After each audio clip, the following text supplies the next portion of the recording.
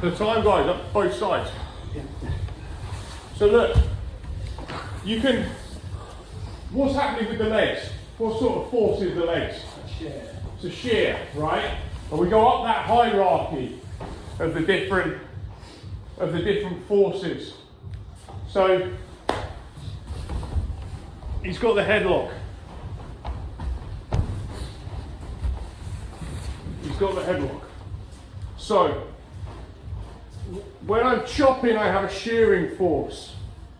But what I really want to try to do is to turn this more into torque. So by torque, like bending would be so one of the things I could bend actually. So like you could start playing with different, I could do this to him. You see how that's a bend? Yeah. So I'm putting tension in the extending side of my body, on my right side, and I'm compressing my left, right? So, left, so, correct. So I'm doing this, so I could do this, and I could chop.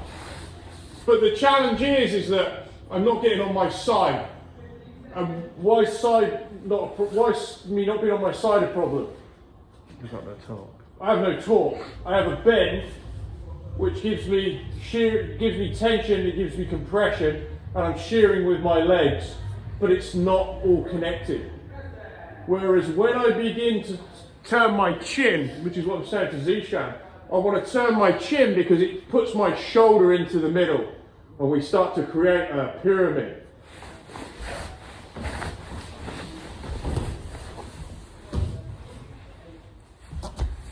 And in the end, he just breaks. So my upper body is basically doing this. I'm using my chin to connect my shoulder, which then means my legs begin to chop further and further over as well, to that point where you just catch him above his knee on that side and his leg goes back and this comes over the top. And you get up, and you can go to your head on this. If the guy's really holding your head, you put your head on the ground. Yeah. So if I'm really holding your head tight, like like some kind of retard, I don't really know anything, right? I'm just like here, and I don't know what to do. I'm just going to squeeze your head. Yeah. So go. Go on, keep going.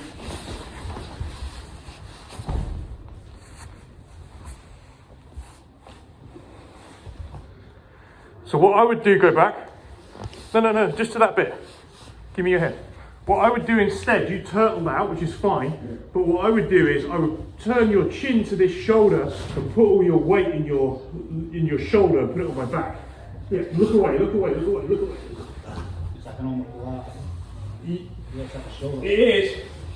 And it's also, he's putting his shoulder through my spine. It's actually like takes all the air out of you. So rather than him strain to get his head out and maybe hurt his head, yeah, he do what Billy's doing now, which is just look to your shoulder. So the upper body is literally I'd say it's like a corkscrew. I'm trying to move that shoulder by turning this one and this chin to here. And that gets me on my side and brings my shoulder into the middle of my base. And my base is actually usually it's like somewhere like here and wherever I'm connected to, because I'm basing on him to some extent with this leg. And then I'm chopping, and I look all the way through. So he holds my head, he's really strong, he keeps holding, and just this is going into his spine, and I'm turning my chin this way. And he can't hold that at the bottom. He's getting it's like a stake going through his spine. He just can't move. Yeah. So let's give it a go. Go again. Headlock.